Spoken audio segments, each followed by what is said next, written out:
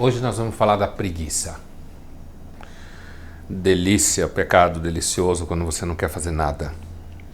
Mas vamos pensar um pouco na origem, quando a tradição cristã, a filosofia medieval reflete sobre a preguiça.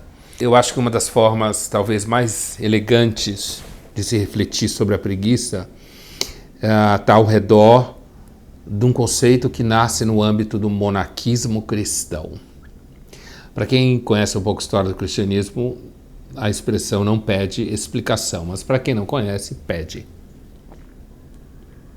O monaquismo cristão é aquele movimento que começa desde o início do cristianismo, o século II já começa, que são homens e mulheres que vão viver longe da cidade, ou sozinhos, ou em grupo, e que vão buscar o conhecimento direto de Deus e vão se afastar da vida, digamos, comum e vão viver no deserto, como era o começo.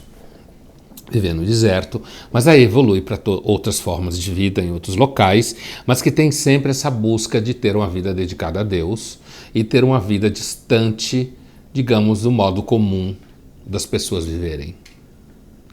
É justamente no âmbito da evolução desse movimento monástico, né, que surge a ideia que ficou muito conhecida, inclusive nos últimos tempos, virou até livro importante, que virou best-seller, que é a noção do demônio do meio-dia.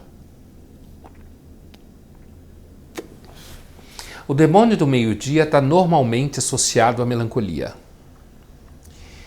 O pecado da preguiça ele está muito perto do pecado da assídia, como os monges falavam, ou a melancolia, como a tradição da medicina grega fala, ou mesmo da tristeza.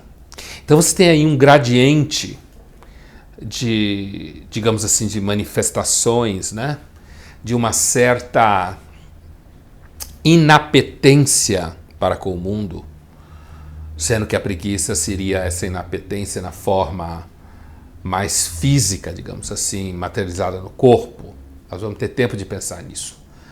Mas ainda na origem da ideia da preguiça, então, preguiça, tristeza, assídia, melancolia, né?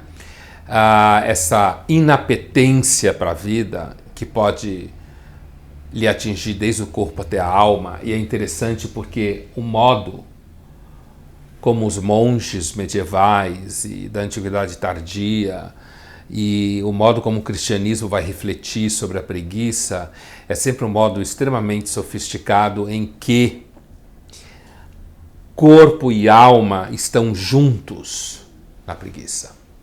E os danos, como a gente vai ver logo logo, causados ao corpo e à alma, é talvez um daqueles exemplos mais claros de que corpo e alma estão fundidos uma coisa só. E aquilo que afeta o seu corpo acaba afetando a sua alma, assim como aquilo que afeta a sua alma acaba afetando o seu corpo. Seja a preguiça física, seja, digamos, a preguiça da vontade, que você pode chamar de assídia ou melancolia. E é interessante porque o próprio Tomás de Aquino, que viveu no século XIII, o próprio Tomás de Aquino entenderá essa, digamos, essa manifestação da inapetência para com a vida e da vida tanto no sentido mais geral quanto no sentido, digamos assim, no sentido mais cotidiano das coisas que você faz todo dia. Não é à toa que de manhã cedo é uma hora onde muita gente tem preguiça, onde muita gente acorda meio deprimido, meio melancólico, ou com a tal da assídia. O próprio Tomás de Aquino vai entender que esse pecado ele é uma consequência da tomada de posse do coração humano pelo demônio. Vou repetir. Esse gradiente de comportamento que vai da preguiça física à assídia espiritual ou psíquica ou da alma, que torna você incapaz para viver a vida, faz com que você perca o gosto pela vida e pelas coisas que estão dentro dela, né? Por isso que a preguiça não é um pecado que ele é em bloco, né? É um pecado que a característica dele é se colar plenamente nos objetos que estão à sua volta. Preguiça de levantar, preguiça de trabalhar, preguiça de comer, preguiça de sair, né? Então, quando os monges falam de demônio do meio-dia, é a ideia de que ao meio-dia, por volta do meio-dia, inclusive quando você está pensando em locais quentes como o Oriente Médio, onde o cristianismo começou, né? Na Israel antiga, na Israel romana, ou ao meio-dia, você tendo tido a sua refeição, então você fica naquele sono. Muita gente sente isso, né? Você talvez tenha sentido isso algumas vezes. Você fica naquele sono, achando que não vale a pena sair da cama. E no caso dos monges era muito comum, porque também era uma hora de você fazer oração, de você... Né? E oração na vida monástica implica muito na contemplação de Deus e da sua obra, tanto quanto a contemplação da sua vida e buscar as manifestações de Deus na sua vida. Então, o demônio do meio-dia é a ideia de que é justamente nessa hora que o demônio vai e se apropria do seu coração. E quando ele se apropria do seu coração,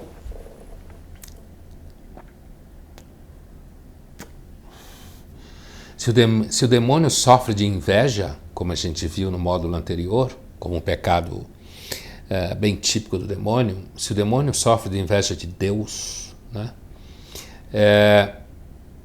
Um modo do demônio querer estragar, claro que eu não estou pregando aqui a existência do demônio, né? Por favor, você até pode acreditar no demônio, eu não, mas eu acho o personagem muito bom, muito significativo. Então, assim, uma das formas do demônio atrapalhar a criação de Deus é o demônio criar em nós um descolamento da nossa capacidade de viver. O demônio do meio-dia significa aquele momento em que ele se apropria do seu coração e, sendo o coração o motor da alma, você perde a vontade de viver, a vontade de se mexer, a vontade de realizar coisas, e você vai se afundando na cama, ou se afundando onde você está, e é por isso que há esse vínculo tão profundo no pecado da preguiça, que faz dele um gradiente que vai da melancolia, assídia, preguiça e tristeza.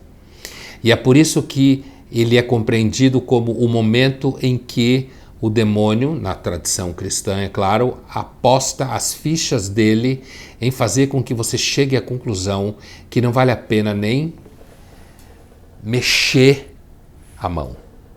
Não vale a pena nem você arriscar que você deve chegar até a cozinha e pegar um copo de água.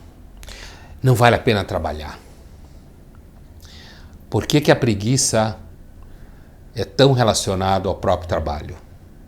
Por que na tradição calvinista, por exemplo,